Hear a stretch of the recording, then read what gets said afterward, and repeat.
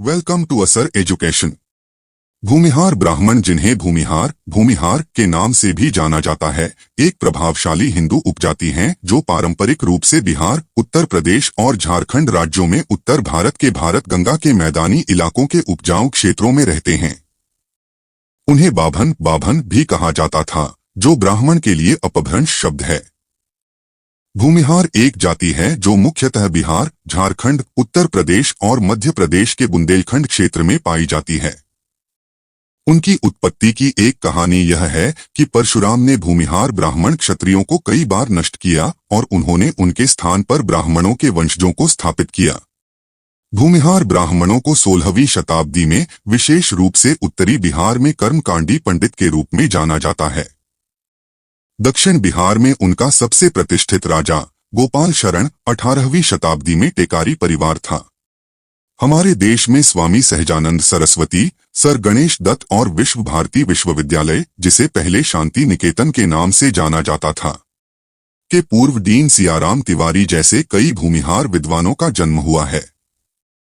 भूमिहारों का गोत्र और प्रवर। भूमिहारों के गोत्र मुख्य रूप से ऋषियों के नाम पर रखे गए हैं। प्रारंभ में भूमिहारों के मुख्य रूप से 9 गोत्र होते हैं, लेकिन प्रवरों को 7 ऋषियों के नाम पर वर्गीकृत किया गया है, जो नीचे दिया गया है। ऋग्वेद में लेखक ने लिखा है कि ऋषि जमदग्नि ऋषि भृगु के वंशज थे, जबकि ऋषि गौतम और भारद्वाज ऋषि अंगिरस के वंशज थे। अगस्त्य, अंगिरासा, अत्रि, भृगु, काश्यप, वशिष्ठ, विश्वामित्र। व्युत्पत्ति। भूमिहार शब्द 2 संस्कृत शब्दों से मिलकर बना है। भूमि जिसका अर्थ है भूमि और हर जिसका अर्थ है जब्त करने वाला। इस जाति की उत्पत्ति के बारे में बहुत सारे सिद्धांत हैं और उनमें से किसी पर एकमत सहमति नहीं है, सिवाय एक के जो स्वामी सहजानंद सरस्वती का अधिकार है, जो भूमिहार ब्राह्मणों की उत्पत्ति और इतिहास का सबसे स्वीकार्य विवरण देते हैं।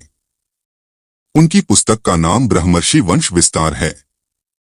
कुछ अन्य सिद्धांतकारों का मानना है कि भूमिहार की उत्पत्ति मुस्लिम आक्रमण के बाद पश्चिमी भारत से ब्राह्मणों के विस्थापन या बौद्ध धर्म में धर्म परिवर्तन और हिंदू धर्म में पुनः परिवर्तन या पुरोहिती से खेती की ओर पेशे में बदलाव या क्रमिक बदलाव के कारण हुई।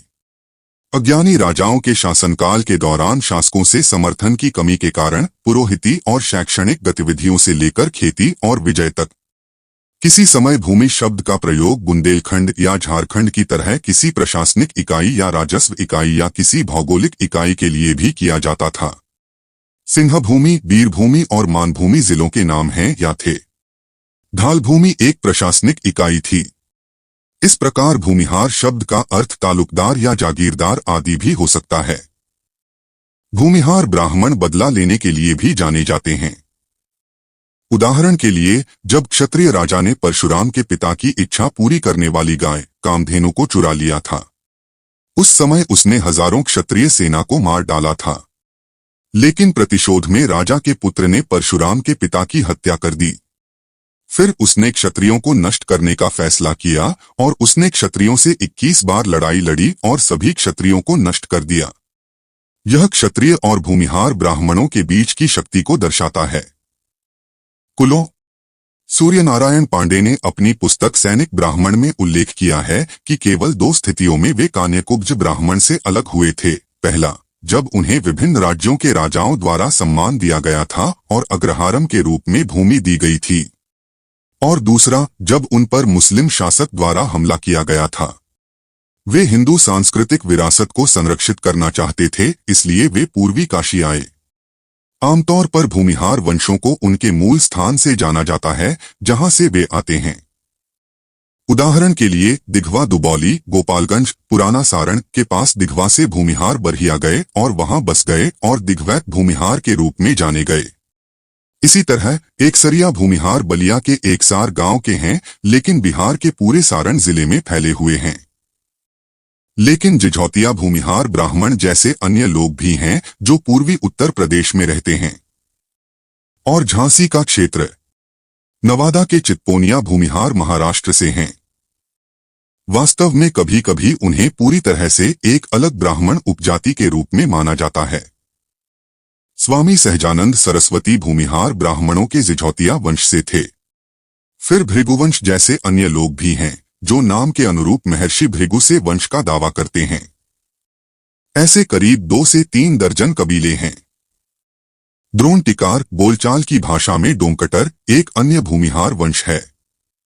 वहां कुछ प्रसिद्ध जमींदार और सामंत थे, जैसे काशी नरेश वाराणसी, हथुआ के महाराजा हथुआ, गोपालगंज पुराना सारण भी कहा जाता है, बेतिया के महाराजा चंपारण, अमावा के राजा पुराने मोंगहर, टेकारी पुराना गया के राजा, चैनपुर शिवहर पंडोई के जमींदार, पुराने सारण अब गोपालगंज में हाकमरेओटित के जमींदार, बगौरा नरेश सीवान, बगौरा एस्टेट के निकट उद्यनी कोठी सिवान, गोरिया कोठी, एकसार गांव जहां से एकसरिया की उत्पत्ति हुई वह बलिया में स्थित है।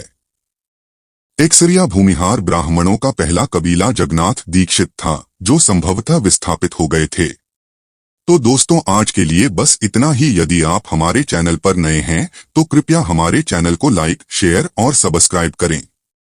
धन्यवाद।